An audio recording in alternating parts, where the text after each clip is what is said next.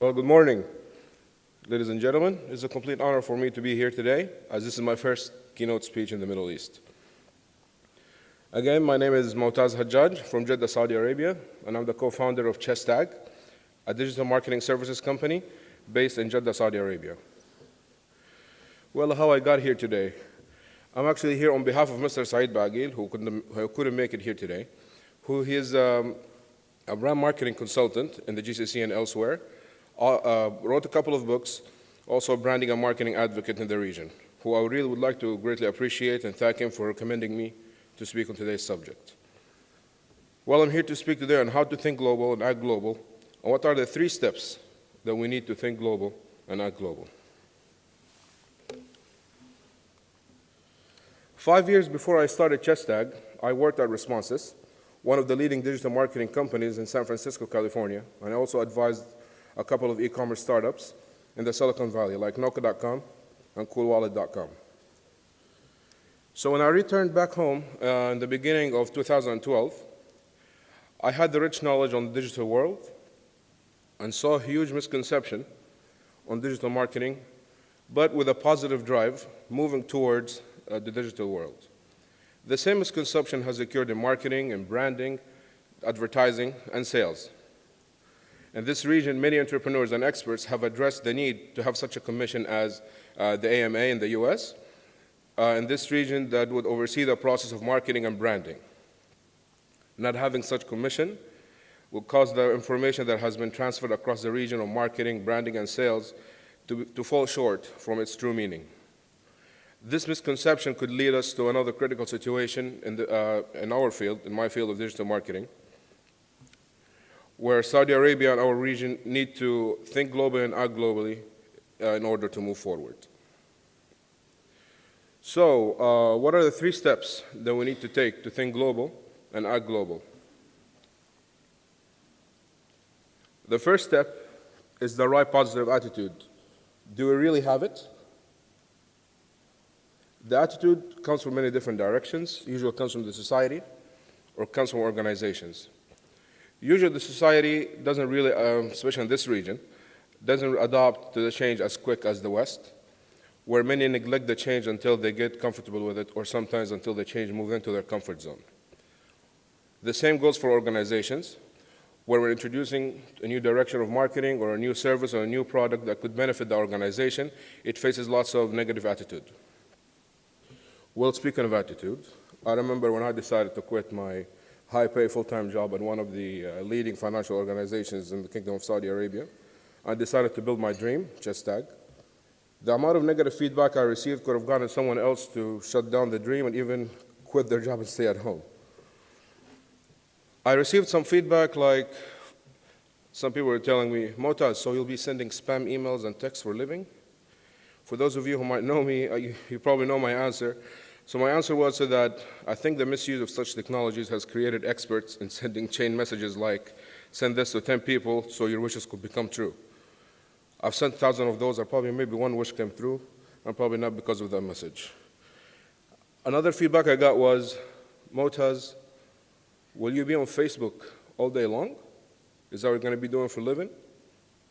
My answer was, well, kind of, but I'll be on the other side making you buy things that you really don't need.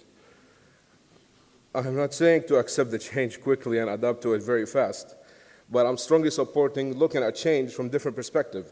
From the perspective of how will this serve my organization? How will this fit my goals? And how will this fit my objectives?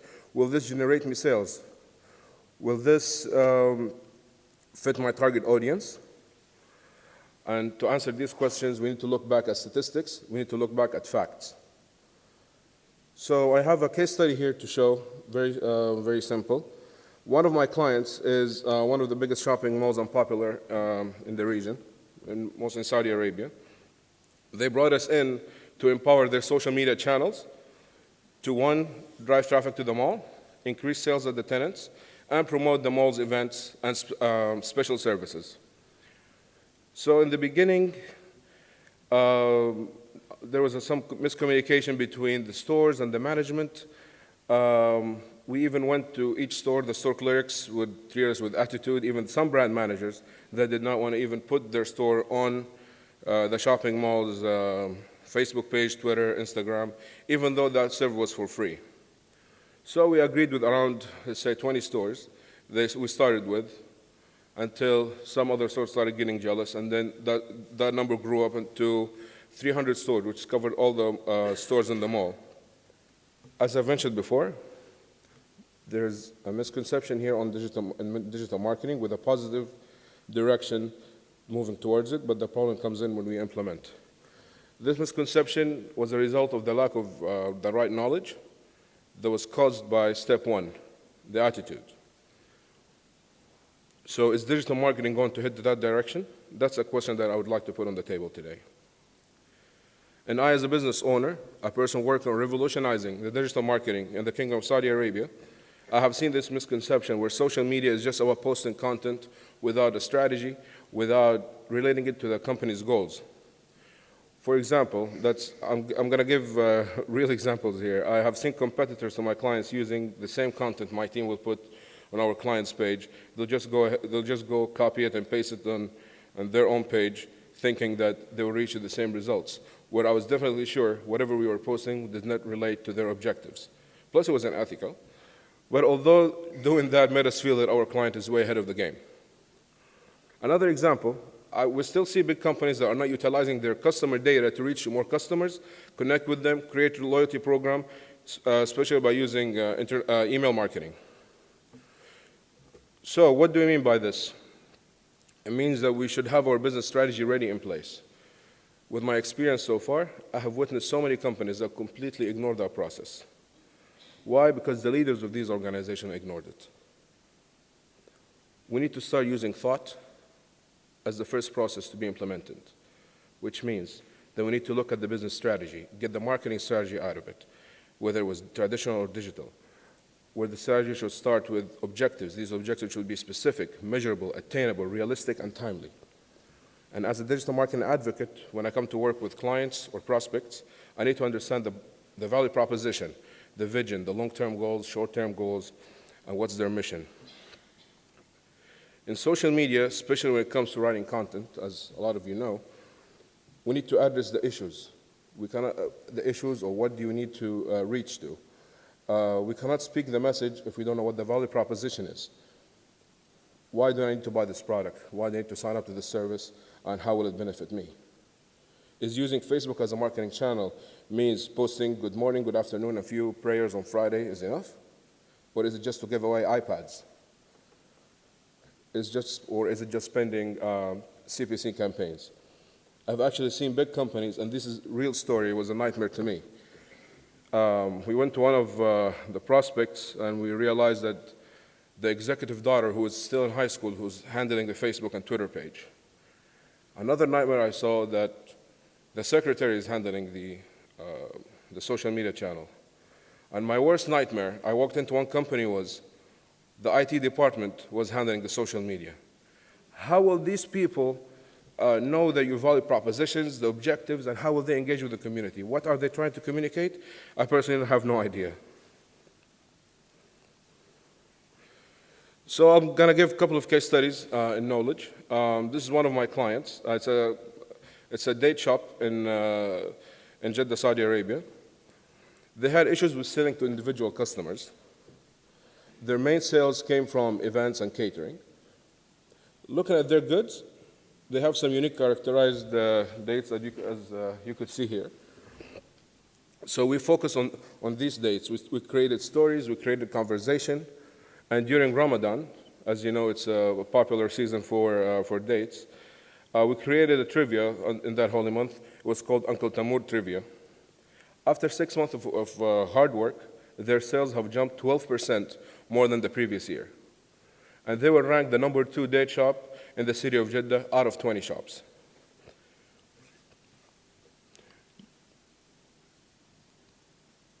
Another case study that I have here is an elevators company has sent us an email that they wanted to join social media. For me, I didn't know, why would an elevators company would like to use social media? It was a challenge to me. I had never thought of something like this before, to be honest. I mean, the first thing came to my mind was, I think that business had its ups and downs. we didn't know why would they use social media. So after getting the brief, as I expected, they really didn't know what else to do. So they wanted to basically generate more leads and increase sales. And their proposition was very simple. They provide nicely designed elevators, as you see here. I mean, I've seen some beautiful designs from them. They even had a Swarovski elevator. I don't know who would get that. Basically, their value proposition was providing nicely designed elevators that are easy to install at homes, buildings, etc. Their design were beautiful, and each elevator were actually a piece of art. So our key messages was sleek and beautiful designed elevators that are easy to install. Then we had the concern, who would really like the page? Why would I be watching elevators all day long? So when we put in a plan and a well-put strategy, and since it has to be visual, so we're focusing on design and easy to install, we use Facebook and Instagram, one of the best channels on visual marketing. The result of that, after 2 months, we started seeing more leads coming in. And after 7 months, 5 to 10 leads per week from contractors, homeowners, and architects. And so far, until today, 3 leads have become customers, whereas definitely paid off their social media investment after 7 months.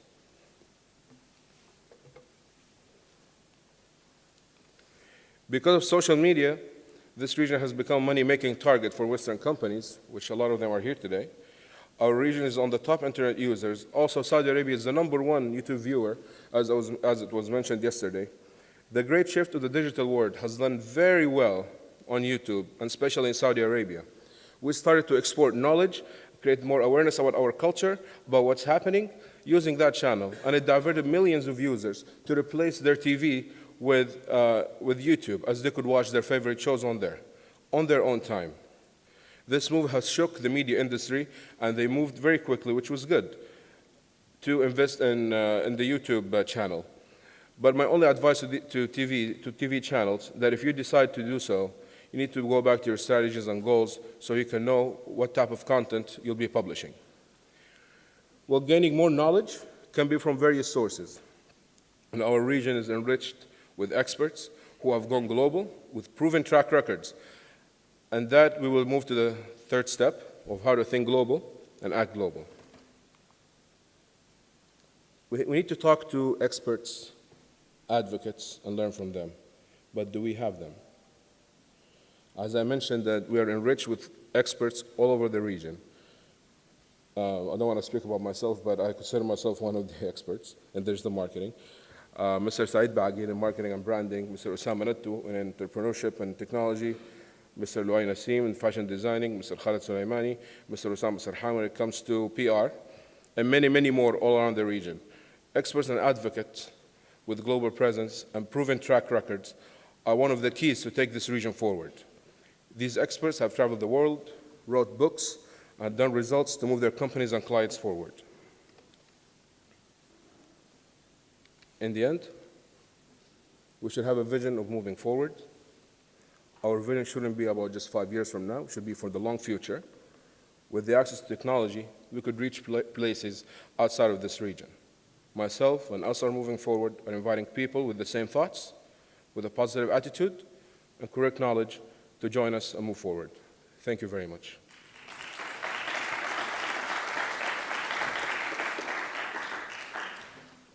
Thank you very much, Moses.